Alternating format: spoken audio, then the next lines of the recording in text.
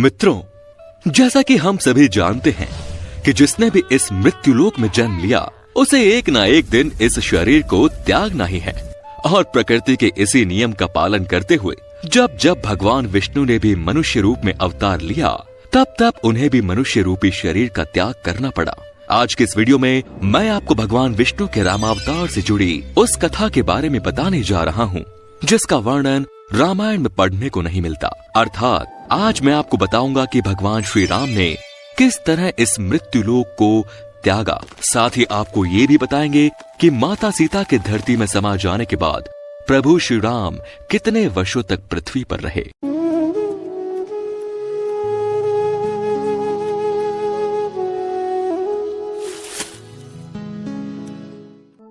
प्रभु श्री राम के देह त्यागने से जुड़े प्रसंग का वर्णन पद्म पुराण में पढ़ने को मिलता है। पद्म पुराण के उत्तरखंड में वर्णित कथा के अनुसार जब माता सीता धरती में समा गई तो प्रभु श्री रामचंद्र सहित परिवार के सारे सदस्य शोक में डूब गए और लव कुश के साथ वापस अयोध्या के राजमहल लौट आए। फिर कुछ समय बाद देवी सीता के शौक से श्री राम के तीनों माताओं का देहांत हो गया और वे सभी अपने पति दशरथ के पास स्वर्ग लोक चली गई। देवी सीता और माताओं के चले जाने के बाद भगवान श्री राम कठोर ब्रह्मचर्य व्रत का पालन करते हुए लगभग 11,000 वर्ष तक अयोध्या पर राज करते रहे। उधर ब्रह्मलोक में ब्रह्मदेव को जब ये ज्ञात हुआ कि भगवान विष्णु जो इस समय रामावतार के रूप में धरती लोक पर निवास कर रहे हैं उनका समय पूरा होने वाला है, तो उन्होंने कालदेव को बुलाया और उनसे कहा कि हे कालदेव, तुम्हें तत्काल धरती लोक जाकर प्रभु श्री विष्णु को जो इस समय रामावतार के रूप में अयोध्या नगरी में निवास कर रहे हैं उन्हें ये संदेश देना होगा कि धरती लोक पर उनका समय पूर्ण होने वाला है और अब उन्हें अपने धाम अर्थात वैकुंठ धाम वापस आना होगा। ब्रह्मा जी की बातें सुनकर कालदेव बोले, हे परमपिता, आपकी आज्ञा का पालन होगा। मैं इसी समय धरती लोक जाकर प्रभु श्री हरि को ये संदेश कह देता हूँ। फिर कालदेव ने ब्रह्मा जी को प्रणाम किया और धरती लोक के लिए निकल पड़े।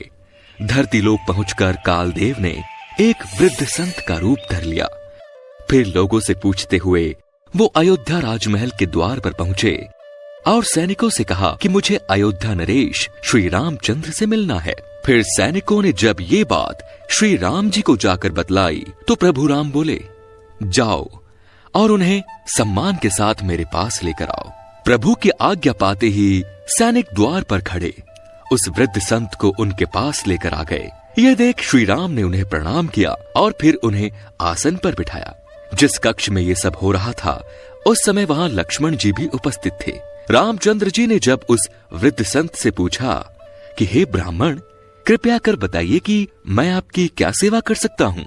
ये सुन संत रूपी कालदेव बोले, हे राम, हमारी और आपकी बातें अकेले में ही संभव है, इसीलिए अपने भाई लक्ष्मण को यहाँ से जाने की आज्ञा दें।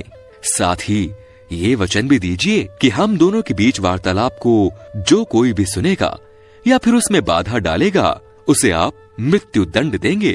संत की बातें सुनकर प्रभु बोले, ऐसा ही होगा। और फिर उन्होंने लक्ष्मण को उस कक्ष से बाहर जाने को कहा। साथ ही ये भी आदेश दिया कि वो कक्ष के दरवाजे पर पहरा दे। इसके बाद लक्ष्मण जी अपने बड़े भाई की आज्ञा का पालन करते हुए उस कक्ष के बाहर निकल आए और कक्ष के दरवाजे को बंद कर पहरा देने लगे।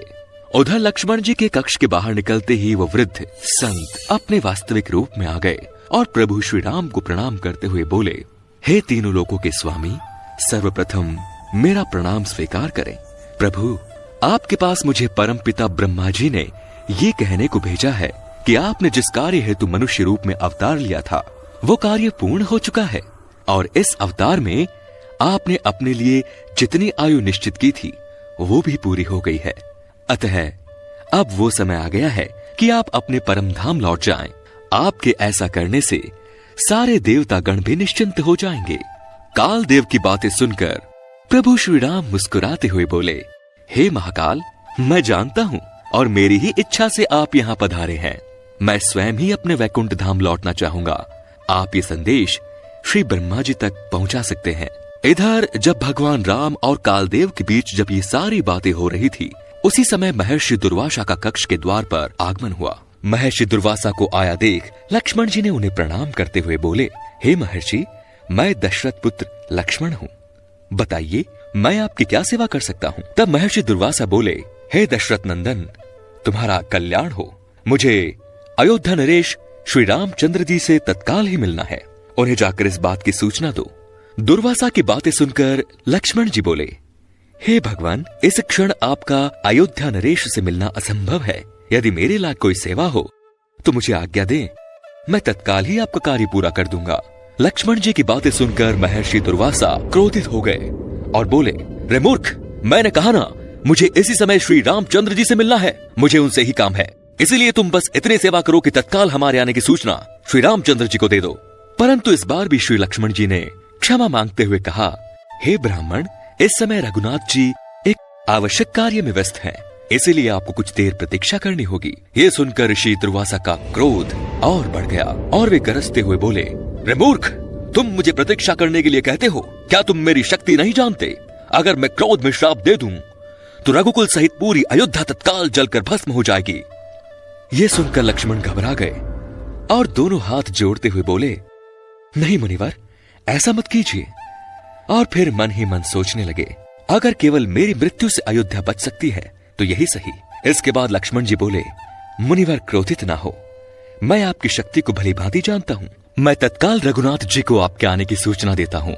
इतना कहकर लक्ष्मण जी श्री राम के कक्ष में चले गए और प्रभु श्री राम से बोले, महाराज, द्वार पर महर्षि दुर्वासा पधारे हैं और इसी क्षण आपका दर्शन करना चाहते हैं। उधर लक्ष्मण जी को कक्ष में आया देख कालदेव उसी समय अंतर्ध्यान हो गए। उसके बाद प्रभु श्री राम लक्ष्मण जी से बोले, लक्ष्मण, तुमने ये क्या कर दिया? तुम मुझे सबसे प्रिय हो, लेकिन अब मुझे अपने वचनों का मान रखने के लिए अब तुम्हें मृत्यु दंड देना होगा। अपने बड़े भाई श्री राम को चिंतित देख लक्ष्मण बोले, भैया, मैं विवश था क्योंकि महर्षि दुर्वासा अपने श्राप से अयोध्या को भस्म करना चाहते थे, इसीलिए मैंने निश्चय किया कि अगर मेरी मृत्यु से अयोध्या बच सकती है तो वो सही है, इसीलिए मैंने आपकी आज्ञा का उल्लंघन किया, जिसके लिए भैया मैं क्षमा चाहता हूँ। फिर श्री राम लक्ष्मण से बोले, लक्ष्मण, जाकर महर्षि दुर्वासा को आदर सहित अंदर लेकर आओ। फिर महर्षि दुर्वासा और श्री राम के बीच कुछ देर बातें हुई और जब दुर्वासा राजमहल से चले गए तब श्री राम ने अपने सभासदों को बुलाया और अपनी दुविधा के बारे में बतलाया। फिर कुछ क्षण विचार करने के बाद सभासदों ने कहा, महाराज, आप राजकुमार लक्ष्मण का परित्याग कर दे अथवा देश से निकाल दे, क्योंकि विद्वानों का मानना है कि परित्याग करना अथवा देश से निकाल देना मृत्यु दंड के समान ही है। तब प्रभु श्री राम ने भारी मन से लक्ष्मण को देश से निकल जाने को कहा।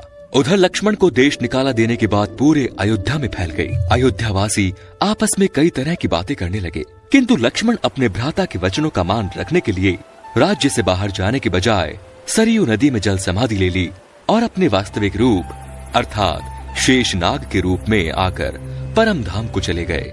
उधर जब इस बात का पता प्रभु श्री राम को चला तो वो दुखी रहने लगे और मन ही मन सोचने लगे कि पहले मेरी प्रिय सीता मुझे छोड़कर चली गई और अब मेरा सबसे प्रिय भाई भी मुझे छोड़कर चला गया, इसीलिए मुझे भी अब अपने धाम को लौट जाना चाहिए। उसके बाद उन्होंने अपने पुत्र वीरवर कुश को कुशावती और लव को द्वारवती राज्य का राजा बना दिया और स्वयं के जाने की बात लोगों को बतलाई। उस समय भगवान श्री राम के अभिप्राय को जानकर विभीषण, सुग्रीव, जाम्बवान, हनुमान जी सहित सभी वानर उनके पास अयोध्या आ गए और श्री राम के साथ वैकुंठ धाम जाने की जिद करने लगे। तब श्री राम हनुमान जी से बोले, हे हनुमान, तुम मेरे साथ वैकुंठ नहीं जा सकते, क्योंकि तुम्हें तो सृष्टि के अंत तक मेरे नाम का महत्व लोगों को बतलाना है। और जाम्बवान जी, आपको भी द्वापर युग तक इस धरती लोक पर रहना होगा, और जब मैं द्वापर में श्री कृष्ण के नाम से अवतार लूंगा और तुमसे युद्ध करूंगा, तभी तुम्हें मुक्ति मिल सकती है। उधर ये बात जब अयोध्या वासियों को पता चली तो वे आंखों में आंसू लिए प्रभु राम से अपने साथ ले चलने की विनती करने लगे। भक्तों के मन में अपने लिए इतना प्रेम देखकर प्रभु राम की आंखों में भी आंसू भर आए और उन्होंने सभी की विनती स्वीकार कर ली। और फिर अगली सुबह श्री राम अयोध्या के नागरिकों के साथ सरयू नदी की ओर चल पड़े। सरयू नदी के तट पर पहुंचकर श्री राम जल के अंदर देह त्याग दिया और फिर विष्णु रूप में प्रकट होकर सरयू तट पर खड़े नागरिकों को आशीर्वाद देकर अंतर ध्यान हो गए। यदि आप हिंदू धर्म से जुड़ी इसी तरह की और अनूठी जानकारियों से अवगत होना चाहते हैं तो सब्सक्राइब करें, लाइक करें हमारे चैनल और नीचे कमेंट्स करके ये जरूर बताएं आपको हमारी वीडियो कैसी लगी। धन्यवाद।